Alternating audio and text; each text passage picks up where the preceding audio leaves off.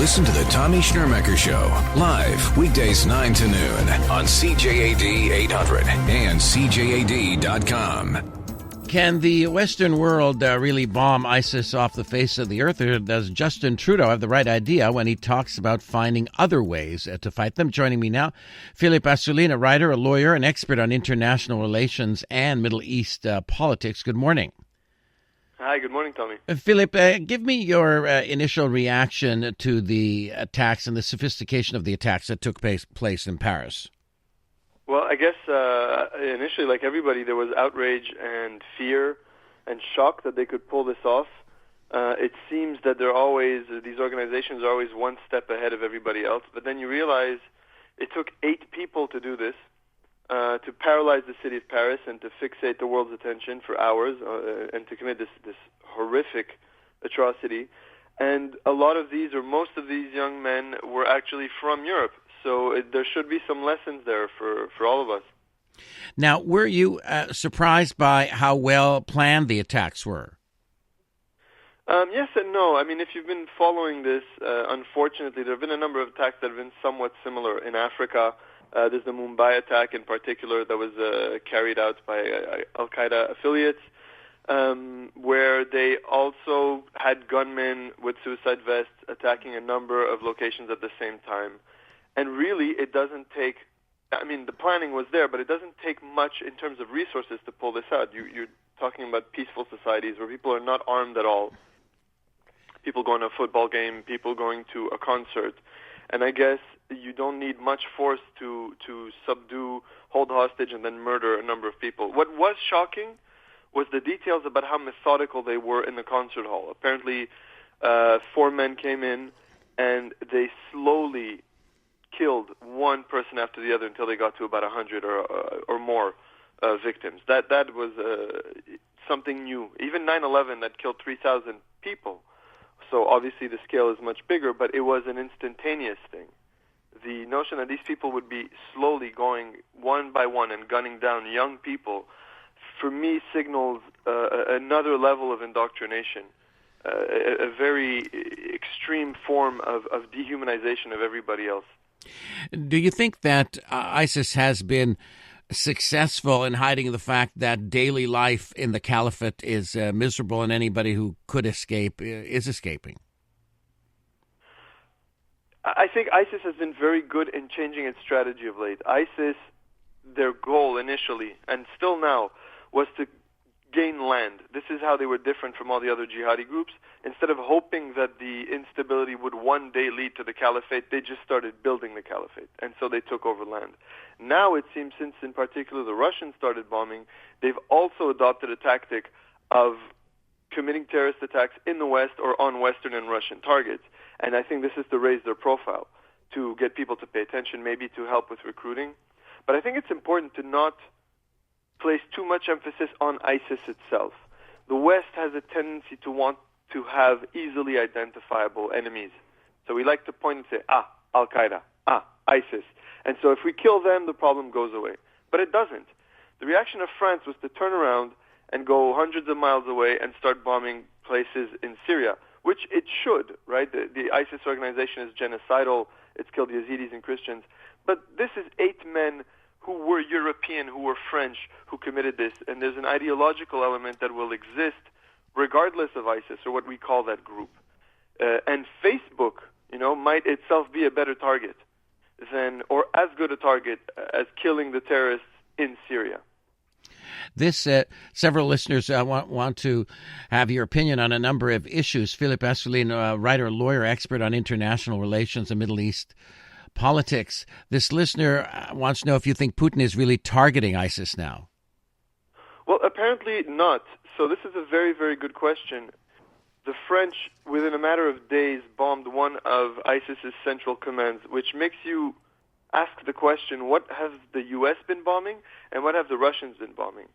Apparently the Russians have used ISIS as a pretext to justify their invasion or incursion or operation in Syria, but they've been bombing mostly in the west of the country, which is where the local rebels are. Now, these local rebels are also jihadis, but they're not ISIS. They don't have global ambitions. And the U.S. has been arming them there. I think ISIS indirectly serves the purposes of Russia and the U.S. So both have been timid in attacking it. It helps Russia make Assad look moderate. Right. And it helps the U.S. put pressure on Assad. Now, it seems Russia and the French are going to cooperate, and that means there's probably some negotiations about the future of the Syrian government itself. And there hadn't been agreement there in the past. The Russians and the French were diametrically opposed as to what they saw as the best way forward. Is there a rivalry there among several jihadist groups? Yes, absolutely. So in the West, you have groups like Jabhat al-Nusra, Al-Qaeda, and other such groups that are more local, let's say, in their ambitions for now. And then you have ISIS, which is claiming to be the caliphate, so an authority that binds all Muslims, and it's expansionist, and that's mainly in the east and north of the country.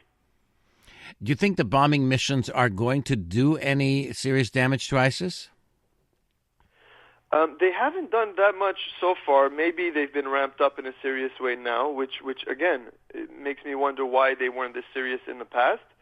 But this is the underlying message I feel is the most important. Whether they do damage to the organizational structure of ISIS and disturb the camps, kill a number of leaders, which I think they should, it's not going to solve the problem of indoctrination. You have more and more people who are reading things online, being indoctrinated in local mosques that are funded by Gulf money, and that seems to be enough for them to go carry out attacks. And then ISIS can claim it was an ISIS attack, even when the link is somewhat nebulous.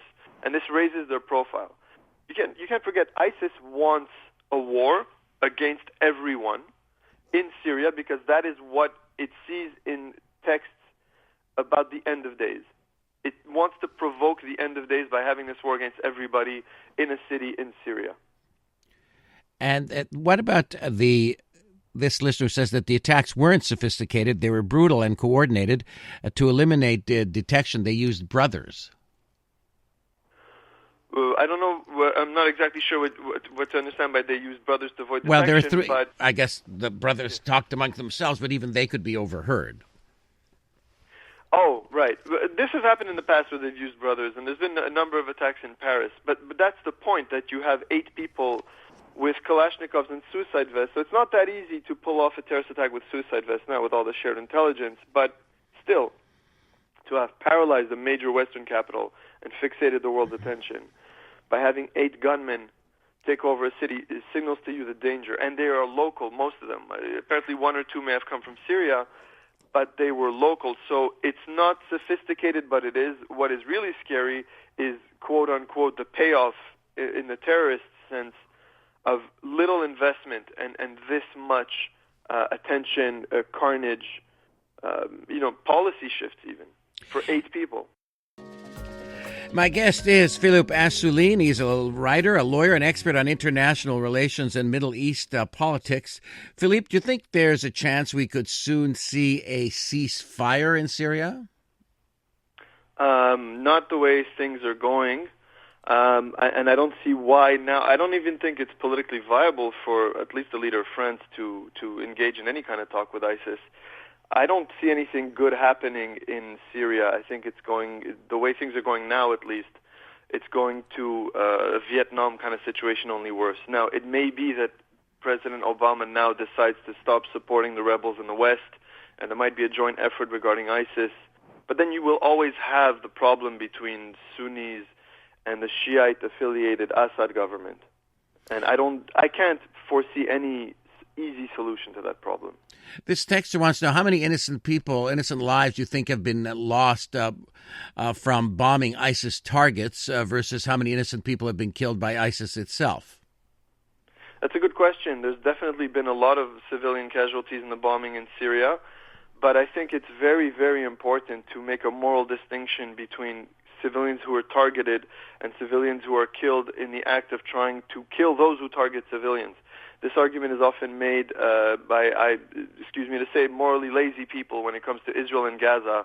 For example, when Israel's fighting Hamas, the people end up treating body counts almost like they're moral soccer goals, and who has the most dead ends up somehow being the most virtuous. During World War II, this is an old argument, but I think it applies. During World War II, far more German civilians were killed than British or American civilians. That doesn't mean that that war wasn't necessary or that Germany had the moral high ground, no matter how tragic those deaths, inescapably were. But those civilians being killed, I mean, that's fodder for further ISIS propaganda, isn't it? Yes. These groups, these jihadi groups, always claim the mantle of victimhood. They always are presenting themselves and the people they claim to represent as victims. So even after 9/11 and the U.S. ended up attacking Afghanistan, they were saying the people in Afghanistan are victims. So bombing does give them fodder, and it does allow them to present themselves as victims, which allows them to recruit. I think they would find another way to recruit anyway, and I think even if that is their claim and it does help them recruit, you still have to do something about this group. It is a genocidal group which has been going around slaughtering Christians, Yazidis, and now is attacking the West. Do you think that Europe will bring back border inspectors and no more free movement across Europe? It's possible, but this is really I think, one of the most important questions. What's going to happen now in Europe and in the West? The reluctance of politicians on the left or the center left to actually tackle the ideological, religious component in an intelligent way, saying it's not the majority of Muslims, but it is something that draws on some parts of the religion. It is a particular version of this religion, and we have to tackle it with ideological means. It's been promoted in the last 30 years. We need to reverse that. The reluctance to do that and to pretend that there's no religious dimension almost like zombies. Some of these European leaders are superimposing their views on what the terrorists are actually saying is motivating them.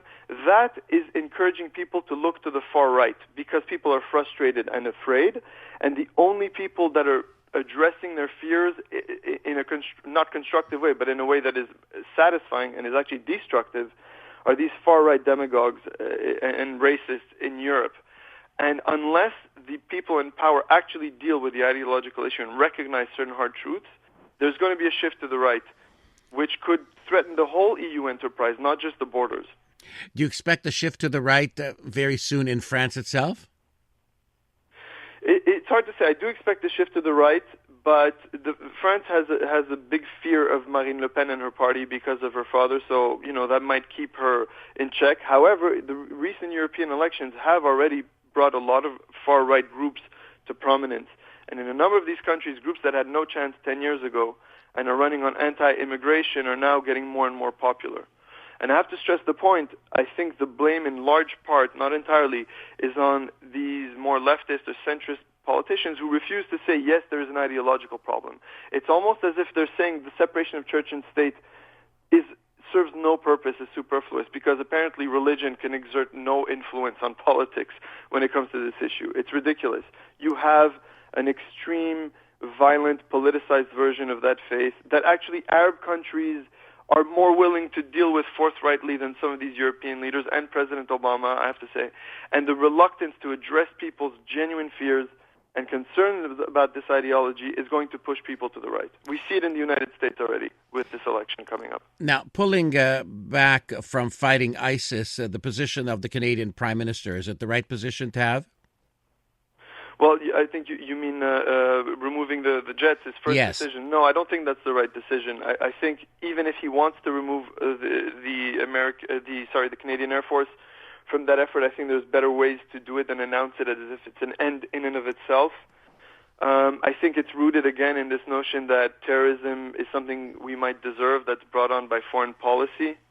This, again, is the West projecting its own ideas on why they would see themselves doing terrorism and ignoring completely what the terrorists are saying of what is actually driving them. And I don't think it's born out of compassion at all. I think it's an effort to rationalize to ourselves what terrorism is so that we can feel a sense of control over it.